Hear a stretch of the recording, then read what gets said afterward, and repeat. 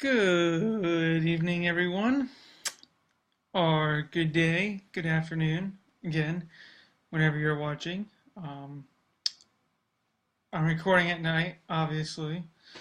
Um, Today I will be reviewing a a good wine, um, Chateau Picard. Uh, Already has a little stain on it. Um, Chateau Picard Cru Bordeaux from Saint Estèphe 2009. Now, Saint Estèphe is out of the Haut-Médoc region, which that in itself is a sub-region of Médoc. So you've got like Médoc, you got like the Haut-Médoc. I mean, technically they are kind of separated, but then you've got Saint Estèphe. So the way Bordeaux works, it's crazy. You've got subregions and subregions and subregions. Um, but this is a 2009. Um, it's kind of interesting of where could run. Um, Depending on where you live, you might get a deal, and you might get as low as 20. Um, you might even see it as high as like $35. So I think it really just depends on where you buy it, and whether or not you get it shipped, or maybe how much you buy. Maybe some places have a special deal. Um, I know we sell this for about 33, um, but I paid 20. Um, anyway, there is nothing on the back that really says anything about this wine except that it is imported by Monsieur Touton. I've brought that selection company up many times. They are one of my favorites. They import good stuff, some fairly good stuff. I don't know. I've never been disappointed by them. Very rarely. Um, the actual people involved in this wine are Mahler Bessie. That's Mahler dash Besse. Um, but I don't want to get into all the detail about what Cru Bourgeois is, or Saint Estèphe, and the Hot Medoc, and the Medoc, and I'm just here to review the wine. But I do like telling you all about it, just so you all know. And I don't know why. Seems like it flips out, whatever. Um, yeah, I hope this video works. It's being weird right now, but anyway, the wine is fairly dark actually in the glass. Can't really see through it. Yeah, definitely having a hard time seeing through it on my hands. Very like really dark in color. Just a little bit of like rubiness on the edges there. Now I've had this wine open now for a good 5 hours, maybe even 6. Um, yeah, 6 hours. It needs to still breathe. Um, 2009, but I say it could definitely be. I mean, I already know going into this how I feel. So kind of cheating, but I mean, definitely you do need to lay this down for a while. But I mean, I'm gonna drink, and obviously it's gonna be different than it was before. But I just want to warn you all right now. If you drink this right away, it might be a little too much. Hands might be a little rough. The structure, the overall taste might be a little bit too powerful. So you let it down, let it open for a few hours. Maybe you eat dinner at 6, set it down at like 3:30 or 4.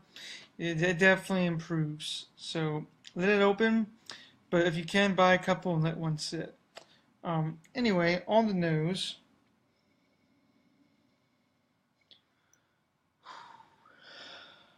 a little bit of blackcurrant,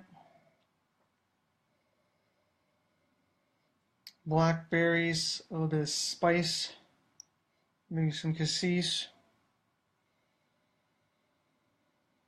black pepper, a little bit of vanilla. Getting sort of a tobacco, maybe like a cigar box sort of smell. A little bit of wood. Black cherry, blackberry.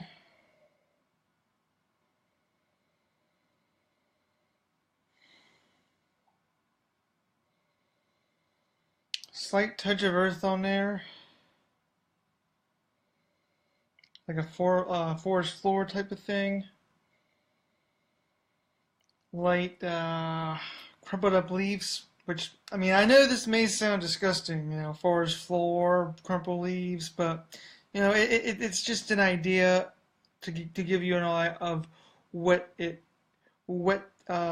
nose smells like. Well, again, I don't want to explain that. This is like my 130th video, so, you know, you all know.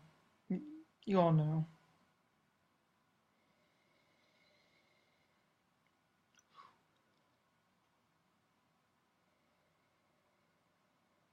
Maybe a light little bit of florals in there.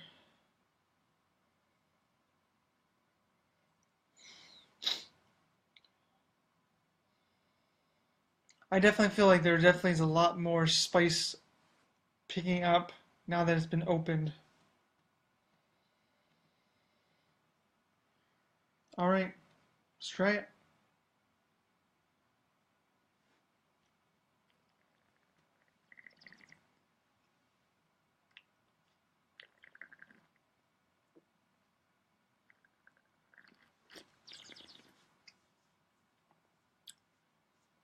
So, what probably what would have been ideal is if I had done a video when I first opened it, and then had this be like a 4 hour later video, now that it's been opened up, or 6 hours, or however long it's been opened. As I said, at first I think when I tried it, it was like there was definitely some punchiness going on, some high grip, a little bit of high tannin, um, acidic as well.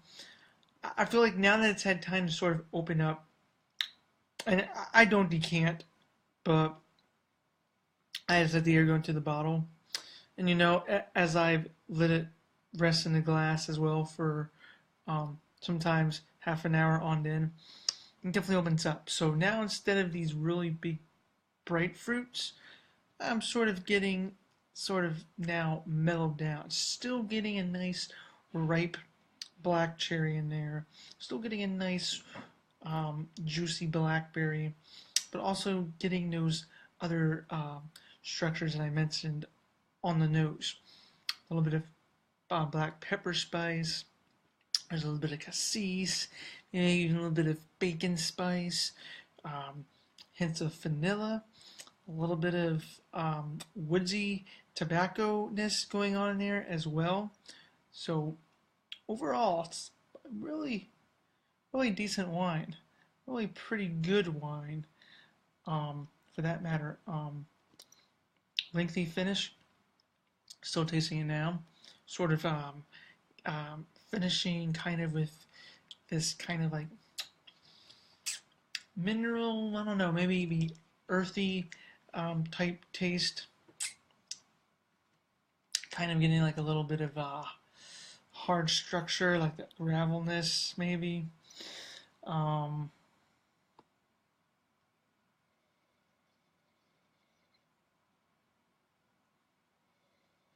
Definitely, definitely the earth is now picking up. So it's definitely one of those wines where it's like you go back and you smell, and then you start smelling, I think, what you're currently tasting, then you go back and you have a sip, and then you smell, and then it's like, oh well, now instead of earth, I'm getting blackberries, black cherries, that dark fruit.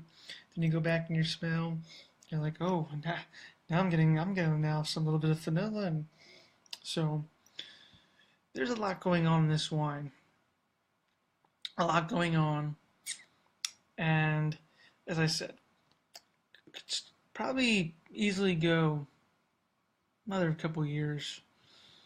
Um, I would say, I would say 2020 would probably be good.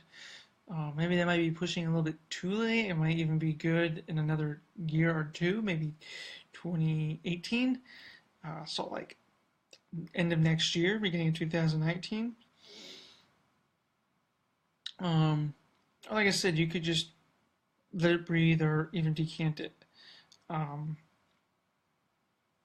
this might be a wine I might want to save a little bit so I can try it again tomorrow night and see just how good it is tomorrow night, because it might be one of those that you really need to let open for a decent long time, because even now there's still a little bit of a bite on it. There's still a little bit of grippiness. Not as bad, but it's still there. There's still a little bit of like a little punch in the mouth.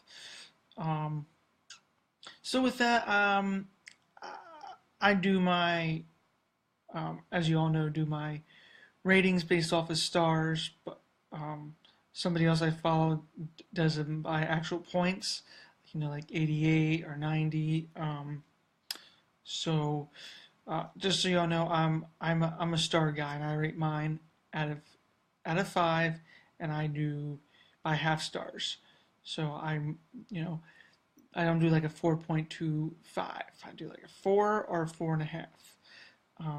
So unfortunately, that's how my wine app does it. So this right now, I think it gets a 4 out of 5. Still very good. Still worth the buy. But I would like to see what this could do in the next couple years, or I would like to see what it does overnight and see if this is a wine that really does improve better as it gets opened.